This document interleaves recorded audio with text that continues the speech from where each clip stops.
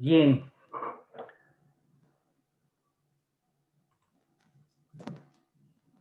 estamos listos para empezar. ¿Se ven las diapositivas? ¿Se ven las diapositivas? Gracias. Perfecto. Gracias, Daniela. ¿Puedes dejar de compartirlas solo un momentito, por favor? A ver, un momento. Hay un botón rojo arriba. Es exacto. Sí. Perfecto. Bienvenidos todos. Buenas noches con todos, con todas.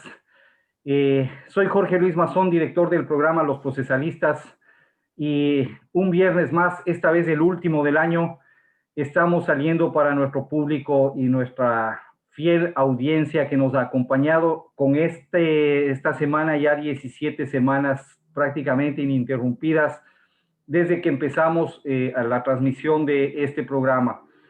Este es un proyecto del Instituto Ecuatoriano de Derecho Procesal y también del Colegio de Abogados de Pichincha, que se han aliado hace ya algunos meses para hacer un programa de formación permanente en derecho procesal dirigido a todos los abogados, estudiantes de derecho del Ecuador y de cualquier parte del mundo que pueda tener interés en el derecho procesal básicamente ecuatoriano, iberoamericano, que son las temáticas que acostumbramos a abordar aquí en Los Procesalistas.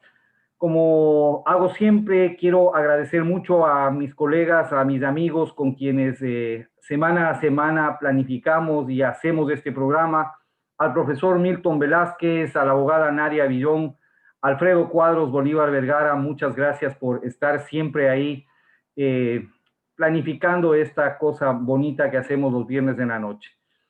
Le voy a pasar la palabra a mi querido amigo Milton Velázquez para que nos presente a nuestra querida invitada de esta noche. Milton, buenas noches, bienvenido. Muchísimas gracias, Jorge Luis, por la presentación. Bueno, pues, señoras y señores, bienvenidos a un nuevo fin de semana para hablar de derecho procesal, que es una bonita costumbre que se está creando ahora en este contexto de redes sociales. Esta es la versión número 17 de nuestro programa Los Procesalistas, y es una versión que termina nuestro 2020, un 2020 que de hecho nos llevó a este formato de programa, el cual nos sentimos muy contentos de compartir con todos ustedes. Bueno, en ese contexto de final de 2020, tomando en cuenta que este año es muy convulso, ¿qué más convulso que hablar sobre temas que definitivamente nos ponen a pensar en nuestro contexto, como temas relacionados con el medio ambiente y la naturaleza? Y para eso tenemos pues la compañía de la profesora Daniela Ochoa Pesantes. La profesora Daniela Ochoa Pesantes es abogada por la Universidad de la SUAY. Además de ser abogada por la Universidad de la SUAY, pues tiene una maestría en Administración de Empresas por la Universidad de la SUAY en conjunto con la Universidad de Valencia, y un máster avanzado en Ciencias Jurídicas por la Universidad Pompeu Fabra de Barcelona. Finalmente, la profesora tiene un doctorado en Derecho, doctorado PhD por esta misma casa de estudios en Barcelona, Cataluña, del cual justamente su tema de tesis doctoral versa sobre cuestiones ambientales, por el cual obtuvo el año pasado una mención de summa cum laude. En su contexto profesional se ha desempeñado pues en algunos cargos públicos en el país, como por ejemplo directora de asesoría jurídica de la empresa L. Caustro en Cuenca, y además en España se ha desempeñado como investigadora del área de Derecho Administrativo del Departamento de Derecho de la propia Universidad Pompeu Fabra que les comento. Bueno, con este muy pequeño preámbulo para introducir a una persona realmente técnica en los temas que conversaremos, y además una persona de quien me aprecio compartir una grata amistad. Daniela, por favor, puedes activar tu micrófono. Bienvenida a Los Procesalistas, y esta es tu casa.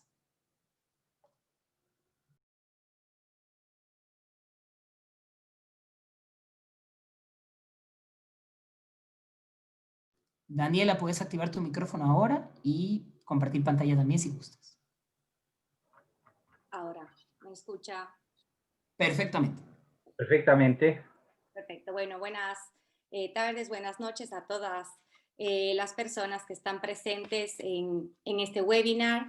pues mi agradecimiento al Instituto Ecuatoriano de Derecho Procesal, al Colegio de Abogados de Pichincha, Jorge Luis Mazón y a mi estimado colega y gran amigo Milton por haberme invitado a formar parte de este evento.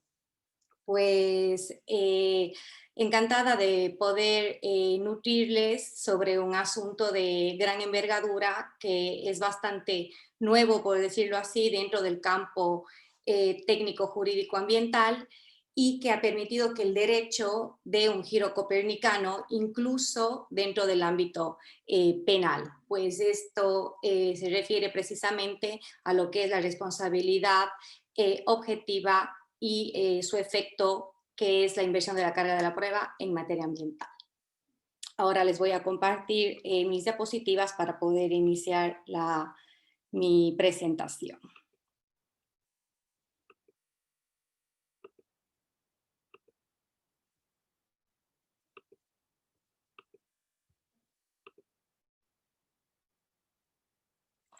Perfecto. Como había dicho, pues vamos a tratar este tema que tiene que ver con la responsabilidad objetiva.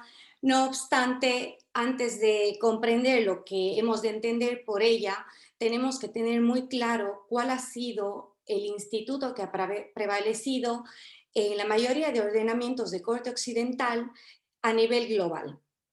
Pues y cuáles han sido pues sus defectos y los tropiezos con los que se ha visto para resolver la mayoría de casos por daños, incluidos los de naturaleza ambiental. Pues este sistema ha sido pues el Instituto de Responsabilidad Subjetiva, que no es otra cosa más que el instituto que está construido sobre criterios de imputación subjetiva, sentado y sustentado en elementos subjetivos. ¿Cuáles son estos elementos subjetivos? Pues precisamente es la culpa o la negligencia en la acción u omisión del sujeto activo del hecho dañoso, que va a ser el posible responsable. Pues lo que esta responsabilidad busca es analizar el comportamiento del sujeto dañante para que pueda ser sancionado. Es la condición sine qua non para poder plantear una acción en contra pues del sujeto material autor del daño. Este sistema de responsabilidad subjetiva pues ha predominado, como ya lo he dicho, en la mayoría de ordenamientos jurídicos, entre ellos pues todos los miembros de la Unión Europea, incluido Estados Unidos y América Latina.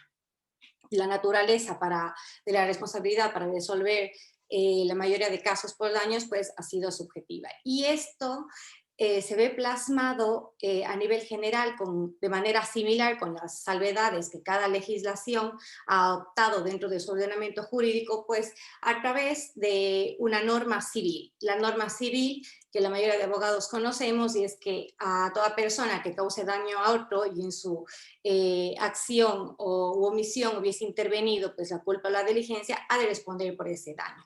Yo he plasmado aquí la norma del Código Civil Español por la notable influencia que ha tenido en el sistema tradicional civilista ecuatoriano.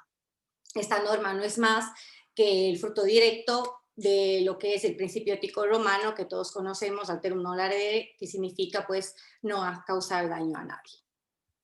La responsabilidad subjetiva, en palabras más simples y para ir esquematizando, pues será únicamente exigible si concurren esas determinadas actitudes negativas o reprobables en el sujeto. De ahí que se conozca y de ahí su calificativo y su denominación de subjetiva. La mayoría doctrinaria ha aceptado la definición de esta responsabilidad para que sea totalmente aplicable dentro de lo que es el daño civil. ¿Qué pasa cuando estos elementos subjetivos están ausentes? Pues esto conlleva, en primer lugar, a que el sujeto causante del daño quede totalmente exento de responsabilidad, cuyo efecto inmediato posterior es la indefensión de la víctima, es decir, esta no tendrá derecho a indemnización y reparación de su daño, teniendo que erogar por cuenta propia los gastos para poder resarcir y reparar su daño. Cuando hablamos de daño, tenemos que tener claro dos cosas, porque el daño civil trepida versus al daño ambiental. ¿Qué quiero decir con ello? Que el daño civil, para ser considerado un daño, pues ha de presentar unos determinados requisitos. En materia civil se exige que el daño pues sea cierto, que sea real, que sea concreto y que afecte o recaiga sobre los bienes, objetos o lesione un derecho de un sujeto individualizado, un sujeto en particular. ¿Qué pasa con el daño ambiental? Sucede todo lo contrario, pues la certeza no siempre está presente. De hecho, una de las características principales del daño ambiental es precisamente su carácter difuso. Se puede presentar con origen histórico o bastante difuminado en un plazo determinado de tiempo. Esto hace pues que al haber determinadas fuentes de agentes o contaminantes, imposibilite determinar, individualizar quién ha sido la víctima y por ende también el agente causante del daño, impidiendo y dificultando la prueba causal. Precisamente por esto se le conoce al uno como daño individual, que sería el daño civil, y el daño ambiental pues goza de un carácter colectivo. Una vez que he hecho esta clarificación, pues he de decir también que ya la mayoría de doctrinarios a nivel mundial, pues ya han considerado obsoleto el sistema de responsabilidad subjetiva, sobre todo en materia ambiental, por lo que ha cobrado mucho eco, y ha hecho bastante eco, perdón, la responsabilidad objetiva en razón de que no está siempre atiende al comportamiento del sujeto. Es decir, un daño ambiental no siempre se produce por la conducta negligente o culposa de un sujeto, sino más bien es la reacción o las situaciones fácticas de riesgo. Que esto conlleva pues a la producción de un hecho que es un daño que no solamente va a recaer sobre una víctima, sino que afectará a la sociedad. De aquí que se hable sobre la socialización de los riesgos. Por otra parte, tenemos que tener claro que este nuevo ingrediente que es el riesgo, es lo que convierte al Instituto de Responsabilidad Objetiva pues, en un régimen especial y diferente que se diferencia precisamente del Instituto Clásico, que es la responsabilidad subjetiva y que ha sido la regla general, constituyéndose la responsabilidad objetiva precisamente como una excepción a esa regla. Es decir, aquí no nos interesa la presencia de elementos subjetivos, sino más bien se ha llegado a presumir la culpa cuando se desarrolle determinadas actividades que a partir y a causa del desarrollo industrial, sobre todo a inicios del siglo XIX, pues se ha venido llevando a cabo. Y esto ha dado pues luz verde para que se pueda entablar la responsabilidad objetiva y se inició sobre todo cuando se han producido daños por el uso de los vehículos a motor. Bueno, pues dicho esto, claramente podemos deducir que la responsabilidad ambiental pues germina del riesgo por el rol preponderante que este juega cuando de actividades industriales se trata. Estas actividades han de tener el carácter de peligrosas. De aquí, pues, la doctrina ha construido una teoría que es la del riesgo, provecho o beneficio. ¿Qué quiere decir esto? Que cualquier persona persona que según cada legislación se le conozca como operador, generador, realice o ejecute una actividad industrial peligrosa, pues si bien tiene un derecho que es el gozar y lucrar de esa actividad, pues tiene la obligación y la contrapartida de hacer frente a cualquier daño que pudiese causar, porque la persona o la víctima, el grupo colectivo ni la sociedad tiene el deber jurídico para soportarlo. uno de los ejemplos más claros que podemos tener dentro de nuestro ordenamiento jurídico, pues precisamente es el caso Chevron Texaco.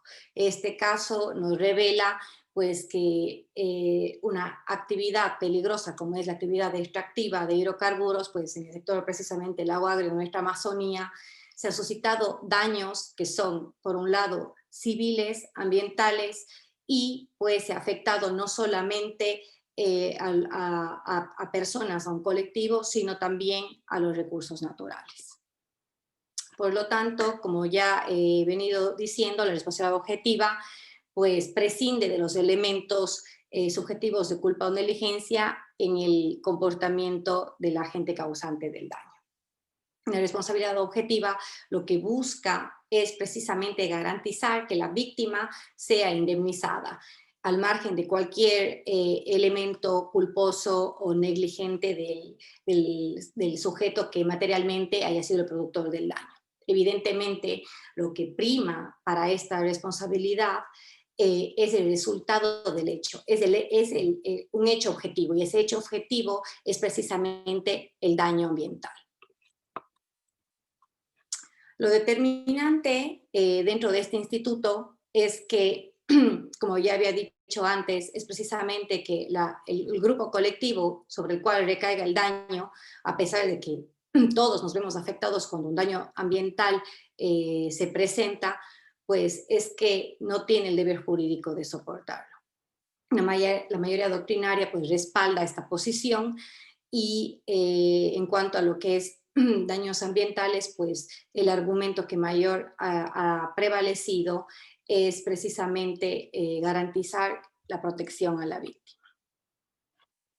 Con este marco de ideas, pues en nuestra Constitución, en la Constitución de Montecristi, pues ya se incorporó dentro del artículo 398 precisamente y de manera expresa que la responsabilidad por daños es objetiva.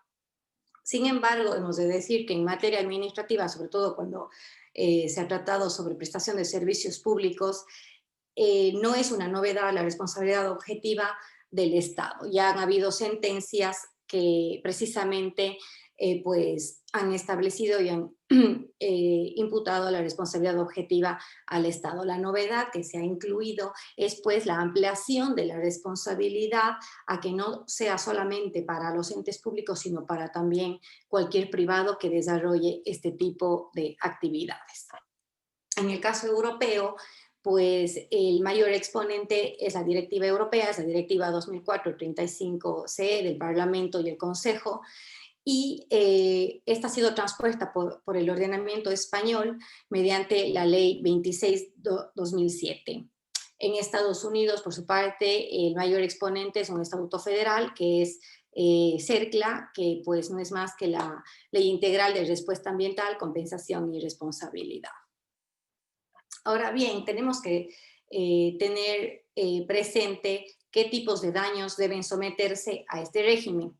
Dentro de nuestra Constitución, pues esto no se ha desglosado. Por eso es necesario que exista una ley secundaria. A pesar de que tenemos la ley de gestión ambiental, pues no se ha establecido, como lo ha hecho, por ejemplo, el marco europeo, incluido también los Estados Unidos, pues un desglose de las actividades que se han de considerar riesgosas, incluyendo además pues las condiciones que éstas han de cumplir para que puedan ser atribuidas una responsabilidad de tipo objetivo. Pues dentro de la directiva y la ley lo que se hizo fue incorporar dentro de un anexo todas las actividades que tengan que ver con autorizaciones administrativas y que implican un grave riesgo para la sociedad, porque tiene que ver, por ejemplo, con el vertido de residuos, el transporte de materiales peligrosos, entre otros. Las condiciones que deben reunir un daño ambiental para que se pueda aplicar lo que es la responsabilidad objetiva es que pues, se deba poder identificar a la mayoría de los actores, se pueda también dilucidar cuál ha sido el daño tiene que ser concreto y se pueda establecer una relación de causalidad, que ese es uno de los mayores problemas con los que se enfrenta el derecho ambiental, sobre todo cuando de daños difusos hablamos, entre ellos pues el mismo problema que genera el cambio climático, la lluvia ácida o la contaminación atmosférica producida por el tráfico, en la medida en que es muy difícil probar pues la relación de causalidad, es decir, la atribución del hecho dañoso al sujeto causante del daño. Es por eso que el Instituto de Responsabilidad Ambiental trae como efecto inmediato pues lo que conocemos como la inversión de la carga de la prueba. Esto está sustentado en una presunción legal iuris tantum en la culpa de la gente. Es decir, se presume la relación causal y se presume la culpa de la gente. Una vez acreditada la realidad del menoscabo, operaría esta inversión del onus probando, que la mayoría de abogados conocemos, y a pesar de que se haya cumplido la normativa reglamentaria, porque aunque se haya eh, actuado con un poco de negligencia o ajustándose a los reglamentos, pues el daño ya se ha producido, por lo tanto es insuficiente. Así se ha resuelto la mayoría de los casos, sobre todo en los países de primer mundo, y se ha de tener claro pues que se han basado también sobre principios de justicia conmutativa, a través de la cual se ha de entender que una cosa es el permiso o la autorización administrativa de una industria y otra que ésta le equivalga a que su titular pueda hacer un uso dañoso. Las únicas eximentes que tendría pues el agente causante del daño sería, el caso fortuito, la fuerza mayor o la culpa en la víctima. Pues con la inversión de la carga de la prueba, la intención es proteger a la víctima precisamente por la dificultad que a través de la responsabilidad subjetiva esta se vería para probar la culpa o la negligencia en el actor. La única obligación que tiene es acudir ante los jueces e indicar el daño. La Constitución de Montecristi pues, ha regulado este tema dentro del artículo sobre la legitimación genérica, que es el 399. Quizás hubiera sido importante que lo hubiera hecho en el 398, donde habla que la responsabilidad es objetiva, ya que es el efecto inmediato que se produce con su aplicación. Más bien la legitimación genérica versa sobre todo derecho que tenemos todos los ciudadanos para acudir a los jueces y denunciar que se ha presentado un daño ambiental, ya que no es necesario tener un interés directo en el daño. El daño, como he dicho, siempre el daño ambiental tiene carácter colectivo y nos afecta a todos. Pues con la inversión de la carga de la prueba también se da una excepción a la regla general que tenemos de la presunción de inocencia, pues es uno de los principios garantes del debido proceso. Y en este caso, pues se ha invertido la carga de la prueba de la víctima sobre el agente. Es decir, ya el agente está presuntamente condicionado como persona material del hecho dañoso y es quien deberá probar que su actuar pues ha sido realmente no bajo acciones u omisiones negligentes. A manera ya de conclusiones y para ir cerrando mi exposición, pues he traído a colación más que nada beneficios que trae consigo la responsabilidad objetiva. Pues una de las principales es precisamente la agilización del proceso judicial que forjará a los operadores responsables para que se hagan cargo de todos los costes y las medidas de prevención y reparación de manera más rápida. Asimismo, la ampliación de la responsabilidad a todo tipo de operador, sea público o privado, hará que la cautela sea pues un deber dentro de su actuar y que sean más cuidadosos y cautelosos al momento de ejecutar y llevar a cabo sus actividades. Por otro lado, el hecho de que los daños ambientales presenten este carácter difuso y que se presenten de manera difuminada a lo largo del tiempo, pues por el mismo hecho de ser muy costosos en tanto lo que implica la prueba material de la relación de causalidad como sus medidas de reparación, pues precisamente el Instituto de Responsabilidad Objetiva sería el medio idóneo para que se pueda indemnizar a la víctima. A través de este sistema, este nuevo modelo, pues se garantiza mayormente la reparación de los daños ambientales que mediante un sistema de responsabilidad subjetivo no prosperaría en la mayoría de los casos por la apreciación tan complicada con la que se vería la víctima para probar los elementos subjetivos de culpa o negligencia. De esta manera, pues la institución de responsabilidad ambiental, que la mayoría de legislaciones han fundado, sobre todo a nivel estadounidense y europeo, pues representa una de las innovaciones más importantes dentro de lo que es el derecho ambiental y el derecho en general. Hasta aquí mi presentación. Si es que tienen alguna duda, pregunta, pues estoy abierta. Muchísimas gracias, Daniela, por esta presentación. La profesora Ochoa ha presentado algunos detalles importantísimos con relación a la idea de la responsabilidad objetiva, que es el fundamento de la inversión de carga de prueba. Y para empezar con ello, ella ha empezado hablando sobre lo que nosotros conocemos clásico en la relación estructural de nuestro derecho privado, la idea de la responsabilidad subjetiva, la idea del reproche, culpa o dolo, para poder atribuir esta carga de tipo patrimonial o esta carga de reparación. Adicionalmente, pues ha mencionado pues la idea de esta concentración del sujeto dañoso tanto en una esfera del common law como en las esferas del derecho continental europeo, del cual bebemos, ¿no? Y es bastante más, y de hecho es la familia jurídica pues más extensa. En ese contexto, la ponente ha hecho una diferencia entre el daño civil clásico y el daño ambiental. Y en el daño civil clásico pues ha hablado sobre la idea de certeza y de concreción que caracteriza el daño civil indemnizable según las reglas de nuestro libro 4, por poner un ejemplo. En cambio, en el daño ambiental ha establecido pues justamente esta idea de que no existe un carácter difuso en el daño a propósito de su origen histórico, del impacto difuminado que puede tener sobre nuestro ecosistema.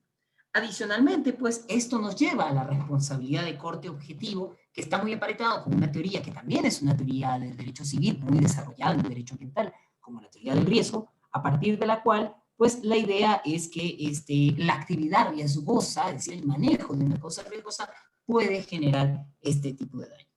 Y para ponernos en pies, ponernos un poco sobre la tierra, ha hablado un poco sobre el caso Chevron de Texaco, la idea pues que en este caso pues se ha visto la idea sobre un manejo de una cuestión tan riesgosa como el manejo de la extracción de hidrocarburos. Del mismo modo, ha mencionado un montón de detalles sobre la responsabilidad objetiva, sobre todo lo mencionado en el artículo 398 de la Constitución de Montecristi, que si bien es cierto establece algunos detalles importantes, la disertante ha mencionado la necesidad de un detalle o desglose. Porque sea como sea, existen un montón de causas que podrían generar este tipo de responsabilidad con un impacto muy amplio, como por ejemplo el cambio climático, la lluvia ácida, y adicionalmente, pues, el efecto que genera este manejo riesgoso es esta inversión de la carga de la prueba. Es decir, que el onus probandi se encuentre en el agente que está realizando la actividad, cosa que en el derecho público, es decir, para atribuir responsabilidad al Estado, es bastante más frecuente. Claro que ahora tenemos tanto a actores en este contexto como a personas del derecho privado. Caso emblemático es el famoso caso pues, de la Sala Civil de la Corte Suprema de Justicia en su época, pues el caso contra Petroecuador, Petrocomercial, Petroindustrial y Petroproducción, producido por unos vertidos de petróleo en el río Esmeraldas, en los ríos afluentes al río Esmeraldas, por poner un ejemplo. Y finalmente, pues ha mencionado con manera de colofón la idea que todos estos antecedentes implican pues una fórmula de reparación de daños ambientales a propósito de los terribles efectos que pueden tener estos sobre la ciudadanía. Habiendo hecho este pequeño resumen de las ideas mencionadas por la profesora Daniela, quisiera empezar con una primera pregunta. Tenemos una también a Paola Quiroga, que quiere hacer una, que ya le damos paso. La primera pregunta que yo quisiera hacer, Daniela, es es esta y muy concreta. Teniendo en cuenta, pues, que la idea de la responsabilidad objetiva se basa en... Hay una cosa que comentaste en la disertación, comentaste, más allá de que el agente que realiza la actividad haya cumplido con los parámetros concretos para la realización de la misma, pese a que esos parámetros completos los haya cumplido de manera fiel, y pese a esto, podría ser pasible de, o sea, de responsabilidad ambiental y desde luego, pues, del deber de reparación posterior. Mi pregunta es, en ese contexto, tal vez esa concepción de responsabilidad no fuera un poco desalentadora de algunas actividades económicas, porque ese agente que quiere realizar una actividad económica nueva dirá, ¿sabes qué? Si yo, por más que cumpla todas las reglas de la regulación estatal, voy a ser pasible de indemnización, esto pues me genera más pérdida que ganancia. ¿Cómo se logra el equilibrio un poco en ese contexto? Bueno, Mito, muchas gracias por la pregunta. Mira, en este contexto, cada legislación, como ya lo he dicho, pues se ha sustentado sobre lo que es los principios de la justicia conmutativa. Los beneficios y el lucro que se genera con la ejecución de estas actividades de alto riesgo, pues es bastante alto. Entonces, quien asume el riesgo, de ahí la connotación de la palabra, pues también tiene su contraprestación y una obligación. Un derecho siempre acarrea una obligación. Y en materia ambiental, más, ¿por qué? Porque el daño no afecta únicamente a una persona, no se puede muchas veces cuantificar el daño ambiental, no tenemos lo que es la cuantificación como sucede en el campo civil, en el que la indemnización para reparar un daño pues es pecuniaria. Con el daño ambiental estamos hablando de que se está afectando a la sociedad en general, por no decir al mundo. Con el caso Chevron creo que tenemos un ejemplo bastante claro de que ha sido una afección en la que todo el mundo se ve afectado por la función natural que tiene de transmisión de agua dulce y de liberación de CO2, con lo cual todos los operadores o los agentes que desarrollan este tipo de actividades bajo un sistema de responsabilidad objetiva, pues precisamente es que se vean obligados a ser más cautelosos. De aquí que en el sistema anglosajón sea incluso la norma muchísimo más grave, más fuerte y se imponga lo que ellos han construido dentro del common law, pues los punitive damage, que son sentencias cuantiosas que puede llevarle a la quiebra a una empresa, pero versus lo que produce el resultado que tenemos ante un daño ambiental es incuantificable.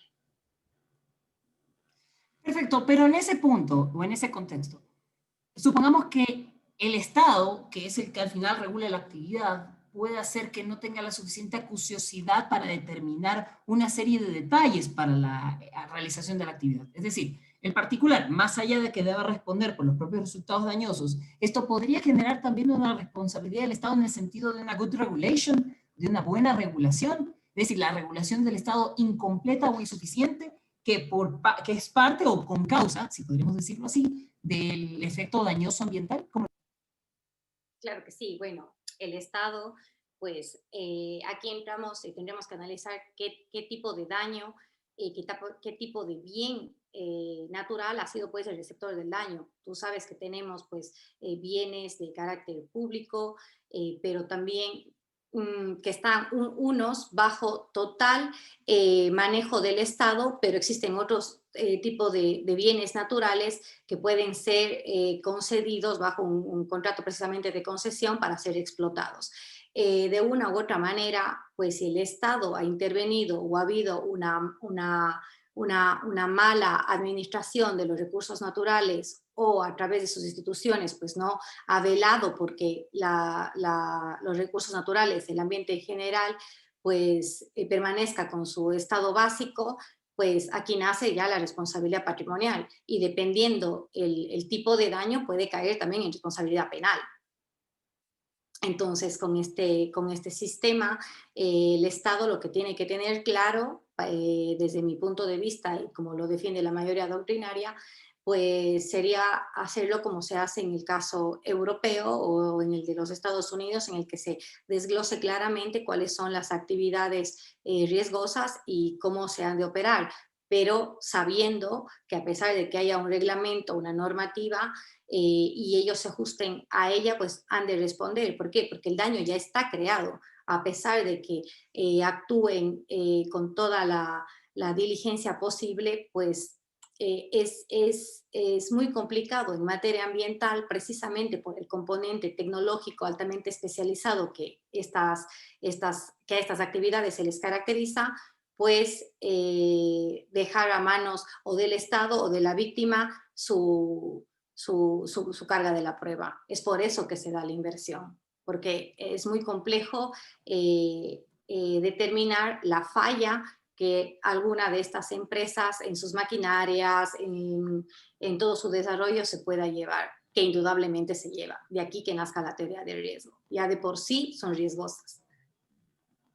Sí, justamente, y a propósito de eso, yo recordaba mucho tanto el caso, pues, ¿no? Mercedes Viuda de Concha, Mercedes Torres Viuda de Concha contra Petroecuador, que la Corte Nacional de Justicia, la Sala Civil resolvió y hace un análisis interesante sobre la teoría del riesgo. También me parece que hay un caso, González contra la Autoridad Portuaria de Guayaquil, que también hace un análisis de la teoría del riesgo, no tanto en el contexto del derecho ambiental de este carácter difuso, pero sin duda nos deja un montón de charlas interesantes a propósito de un tema que, si bien es cierto que está regulado en nuestro medio, nuestra producción jurisprudencial es bastante corta al propósito de ello. Y justamente en ese contexto, pues quisiera darle el paso pues, a uno de nuestros co-moderadores, al profesor Alfredo Cuadros, que también tiene algunas interrogantes interesantes para hacer. Hola, muchas gracias. Buenas noches, Daniela. En verdad, muy agradecido por compartir esta noche los conocimientos y solamente decirle a las personas que no sé si están conscientes que nos acompañan que Daniela está haciendo un especial sacrificio, digámoslo así, porque ella está en otra zona horaria, está de madrugada en verdad compartiendo su tiempo y la verdad es que creo que eso es digno de aplauso y digno de resaltarlo, ¿no? Por si acaso no lo conocían, así que creo que es un doble agradecimiento por ese esfuerzo que ha hecho. Daniela, si me permites, quiero hacer dos preguntas súper rápidas. Porque quisiera saber tu criterio. En preparación a este programa el día de hoy, habíamos compartido con los miembros del grupo de los procesalistas un texto de un conocido doctrinario ecuatoriano en que él hablaba acerca de la inversión de la carga probatoria, ¿no? Yo más me pude litigar, por ejemplo, en temas más del COGEP y siempre me muevo por temas de carga probatoria, ¿no?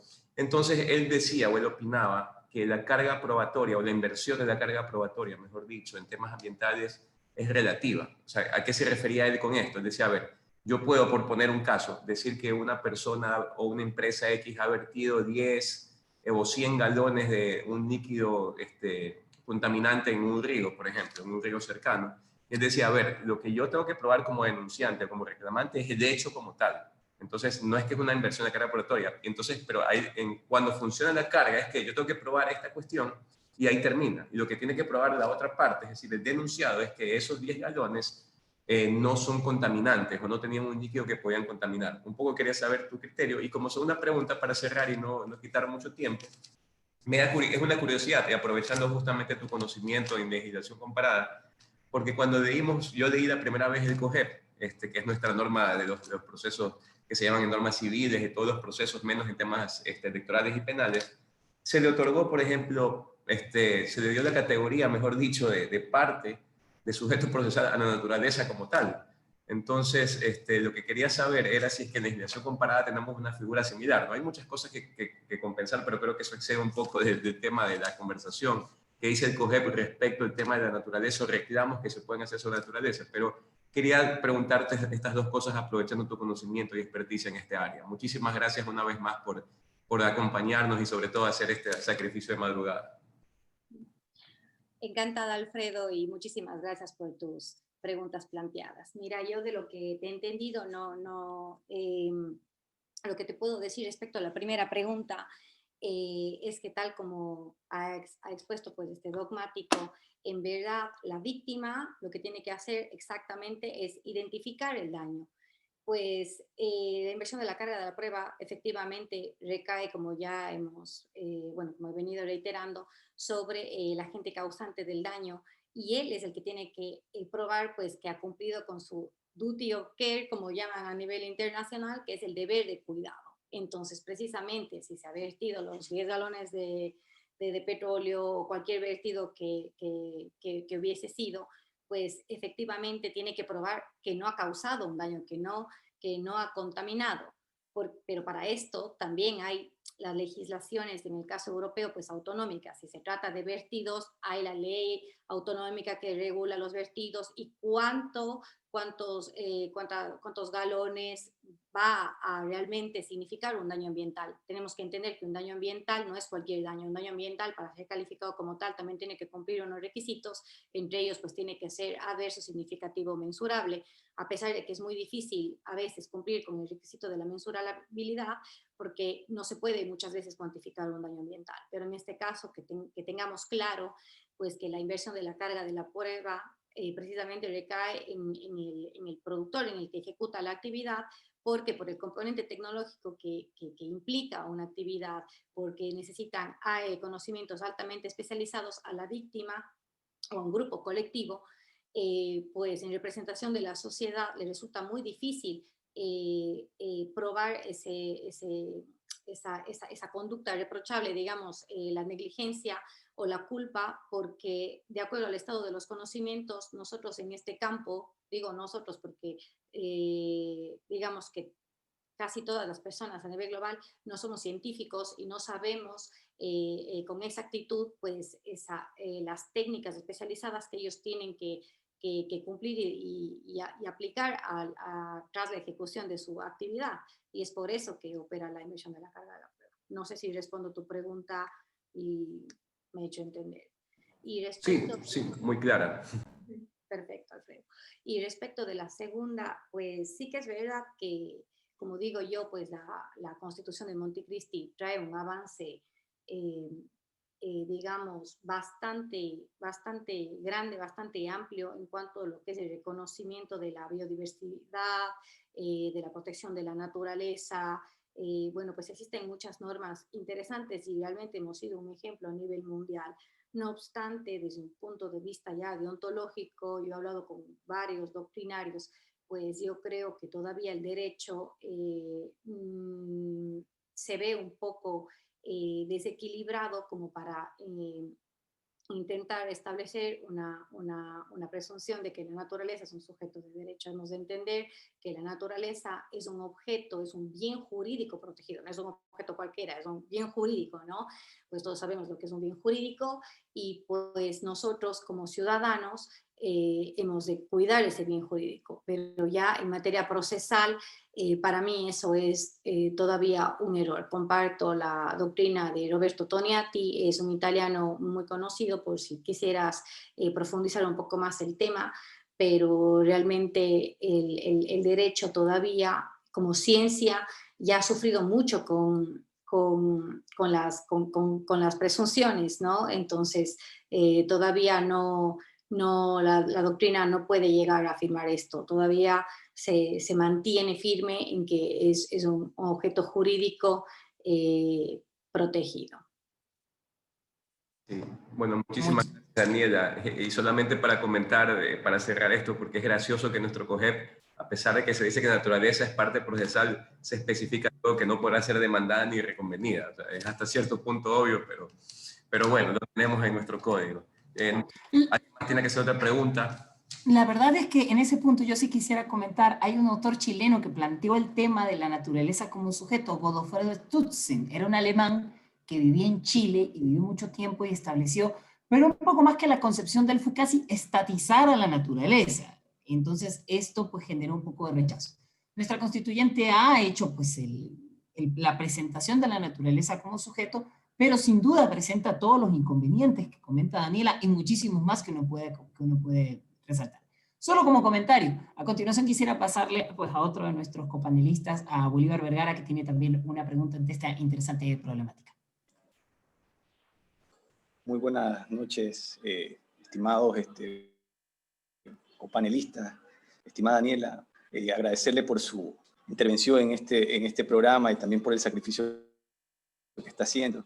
Yo solamente tengo una pequeña duda, si de pronto usted conoce en sus estudios de legislación comparada, si existe de pronto algún protocolo que las empresas deben cumplir como una suerte como de debida diligencia en materia ambiental, que de pronto las empresas que se ven constantemente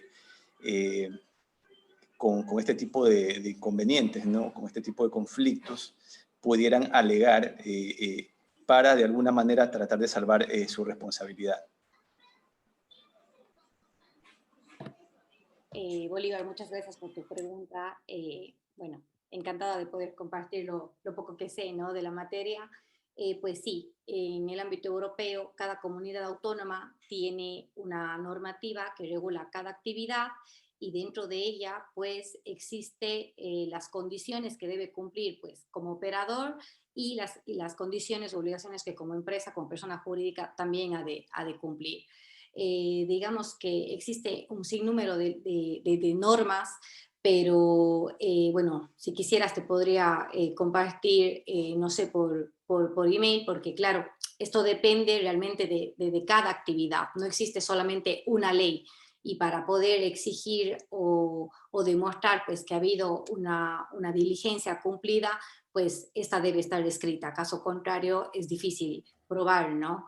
Entonces, depende de, como te digo, en Europa de cada comunidad autónoma no existe una sola ley. Puede haber la ley de suelos, pero dentro de cada comunidad autónoma pues existen diferentes leyes autonómicas que regulan cómo se debe llevar a cabo, por ejemplo, en Cataluña, en Castilla y León, y así por el orden. No, sin duda es un asunto de mucha regulación local, tomando en cuenta pues que justamente el uso del suelo principalmente pues generalmente es una cuestión local. De hecho tenemos una pregunta de Luis Felipe Armijos, un fiel oyente de nuestro programa, una pregunta muy conectada al respecto. Antes de pasar a esa pregunta, quisiera darle paso un momento a una investigadora de la Universidad Andina Simón Bolívar, a Paola Quiroga, no sé si me está escuchando en este momento, ya le he habilitado para que pueda activar su micrófono, que tiene una pregunta justamente relacionada. Paola, te escuchamos. Sí, gracias Milton. Buenas noches con todos. Muchas gracias Daniela por la exposición. Es un tema que a mí me interesa mucho en particular y justamente vinculado al tema que estaban conversando sobre la inversión de la carga de la prueba, tenía algunas preguntas. Bueno, la primera es que entiendo que esta responsabilidad objetiva en materia ambiental se asemeja en el COA a la responsabilidad extracontractual, ¿verdad? Esa sería como mi primera pregunta. O sea, un detalle solo para matizar la pregunta de Paola. En efecto, justamente lo que he comentado es que la responsabilidad objetiva se ha desarrollado muchísimo en derecho público, pero este es un ejemplo adicional donde esa responsabilidad objetiva también afecta a agentes de derecho privado. Solo para un matiz, perdón, Daniela, meterme. Sí, sí. Hola Paola, muchísimas gracias por tu pregunta. Mira, tengo muy claro el ámbito civil y el ambiental, porque precisamente de eso he hecho mi tesis y entiendo por qué puede traerte esta duda y por qué puede generar confusión. De hecho, a mí también me causó confusión cuando empecé a hacer el doctorado y pues me tomó un año solventar todas las dudas que en materia civil se pueden presentar versus materia ambiental, porque hay un punto en el que realmente sí puede que coincidan. Te digo que la responsabilidad civil extracontractual, pues a breve rasgo, es aquella que nace, obviamente, no de un contrato, sino que tiene que haber intervenido precisamente la culpa o la negligencia, elementos subjetivos en el actuar del sujeto dañante, perdón. Entonces, en este caso, pues en la responsabilidad civil se ha dado lo que se llama la objetivización progresiva de la responsabilidad. ¿Por qué? Porque la responsabilidad civil se ha quedado corta para poder resolver ciertos casos. Y entonces, con la introducción de este factor riesgo, cuando a partir de lo que hablamos de la revolución industrial, pues con los vehículos a motor se presentaron los primeros daños, es ahí cuando nace la inversión de la carga de la prueba. Luego, esta se ha trasladado para que sea aplicada por ejemplo, la legislación de productos defectuosos, ahí también se da la carga de la prueba. Pues la responsabilidad extracontractual también puede nacer de un delito, de un cuasi delito, y por ejemplo en materia de tránsito también se da a veces la inversión de la carga de la prueba en algunas legislaciones. Por lo tanto, no podemos confundir esto con la responsabilidad ambiental en primer lugar y luego lo que es la inversión de la carga de la prueba. Como concepto, la inversión de la carga de la prueba sí que es verdad que no recae sobre la víctima, sino recae una vez más siempre sobre el agente que materialmente ha causado el daño.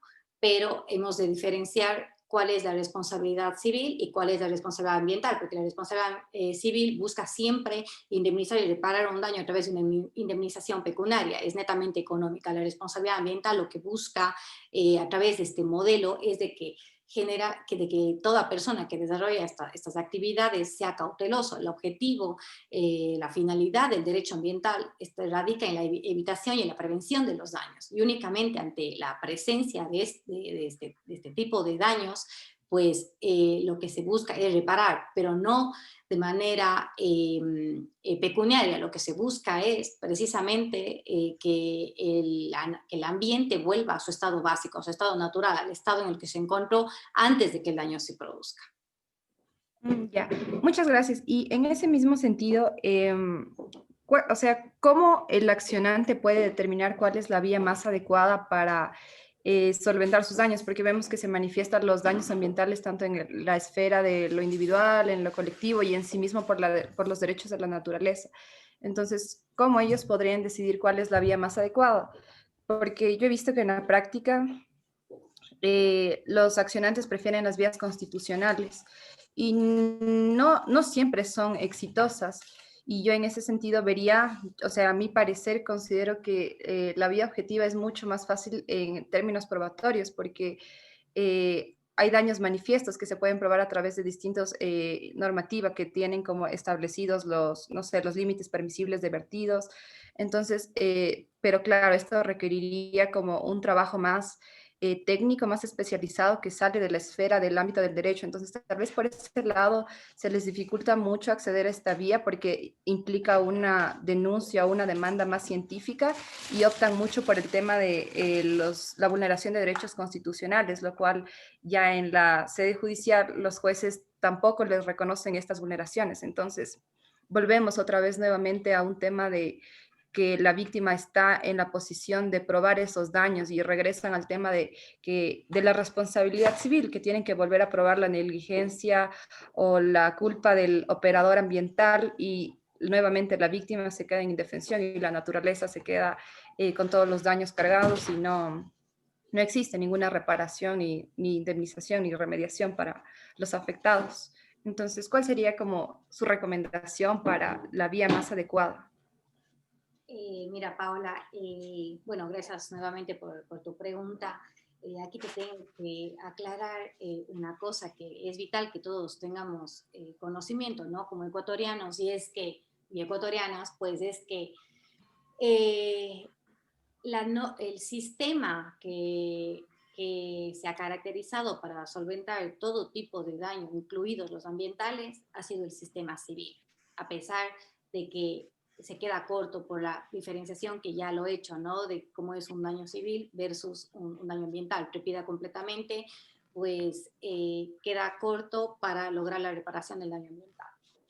Lamentablemente, en nuestra legislación no tenemos una normativa como la europea o como la estadounidense, que quiero en el sentido de que estos instrumentos legales pues son los garantes de lo que es la protección ambiental, pero claro, es de orden administrativo. El derecho ambiental o un daño ambiental se maneja en este contexto dentro de la vía contenciosa administrativa. El derecho ambiental forma parte de esto. En el caso ecuatoriano, si se ha manejado por la vía civil, es porque no tenemos instrumentos de gran envergadura como estos, que en el derecho comparado lo podemos ver, y se tiene que ir por la vía constitucional, porque la Constitución es la que, aunque meramente declarativa, pues ha garantizado estos derechos. Entonces, queda en indefensión, por decirlo así, y no logramos una reparación in integrum de un daño ambiental que se pueda producir en contra de la naturaleza, porque no tenemos los instrumentos jurídicos para hacer viable esto. Tenemos una ley de gestión ambiental, pero claro, no tenemos una ley que diga, pues la responsabilidad se va a manejar por la vía contencioso administrativo y se debe cumplir tales requisitos para presentar la demanda y todo esto. Entonces, lamentablemente, pues estamos en eso, pero decirte que también, pues sí que es un avance dentro del país tener esto. Creo que el derecho ambiental es el derecho del futuro, el ambiente tiene que ver con la vida directamente y con la protección de las generaciones futuras. Entonces, por lo menos que se garantice un derecho constitucional, a mí me parece que esto es vanguardista. En todo caso, esperemos, como ya he dicho, que se desarrollen leyes secundarias, que se vaya desarrollando una nueva normativa que nos permita hacer viable y más factible lo que es la aplicación de la responsabilidad objetiva en materia ambiental. Pero que tengas clara que la responsabilidad objetiva es la naturaleza jurídica de la responsabilidad, no es una vía aparte, porque en materia civil también hay ya la objetivización doctrinaria a nivel jurisprudencial de la inversión de la carga de la prueba. Muchísimas gracias a Paola por su pregunta y sobre todo pues a la respuesta profunda que ha dado Daniela. Tenemos dos preguntas más que un poco están relacionadas, que las voy a fusionar. Una pregunta pues es de Luis Felipe Armijos y otra es de César Vélez. Ambos preguntan algo que tiene algunas conexiones, sobre todo el equilibrio con relación al derecho ambiental o a la protección del medio ambiente, sobre todo en el uso del suelo, con otros derechos relacionados como por ejemplo el derecho a la vivienda. Caso que plantea Luis Felipe está relacionado con la idea de hasta qué punto podríamos hacer ese ejercicio de ponderación de derechos cuando desde luego actividades de tipo inmobiliario que atienden a otro tipo de necesidades públicas, como por ejemplo la necesidad de vivienda, pueden ser pues lesivas al medio ambiente, y en ese punto nos encontraríamos en una manera de ejercicio de equilibrio complejo, tomando en cuenta pues los dos bienes jurídicos, o tanto un derecho de carácter económico progresivo como el derecho a la vivienda, como pues la idea del derecho a un ambiente sano y equilibrado. Y en ese contexto César Vélez también pregunta que por más que yo cumpla todos los requerimientos y los compromisos ambientales que me permiten a partir de una licencia ambiental, yo sería pasible o responsable de una actividad por el resultado dañoso de esa actividad. Coméntanos un poco, Daniela, por favor. Sí, bueno, Milton, gracias por las preguntas que se han postulado. Pues, por responder la primera, pues claramente que más que hablar de un equilibrio, creo que hay que tener claro que un daño ambiental, pues o lo que yo siempre defiendo y he venido defendiendo a partir de mi tesis y de mi estudio, es la visión dualista que representa. ¿Qué quiero decir con esto? Pues que el daño ambiental siempre va a tener una connotación quizás patrimonial, que va a recaer sobre un objeto, un bien patrimonial o lesionar un derecho subjetivo de una persona, pero a su vez va a recaer sobre el ambiente. Decir que es un daño ambiental, caemos en la doctrina ecologista pura, que pues considera o concibe que el daño ambiental netamente va a afectar a uno de sus componentes, a los recursos naturales, y esto no es así. Esto lo podemos, pues precisamente, no solamente con el ejemplo que has traído a colación, como es esto de la vivienda, sino, por ejemplo, el ejemplo más gráfico es el caso Chevron. Es un daño que se ha causado a la naturaleza, pero quienes dependen de la naturaleza, que son las comunidades indígenas, se han visto totalmente afectadas. Incluso están en peligro de extinción, ¿no? Han llegado a desaparecer, se ha dado su muerte, y además ha traído pérdidas económicas porque esta gente se sustenta de la naturaleza. Han perdido pues sus ganados, sus peces, se han perdido varias especies silvestres únicas en el mundo, se ha contaminado el agua y también se ha dañado el suelo.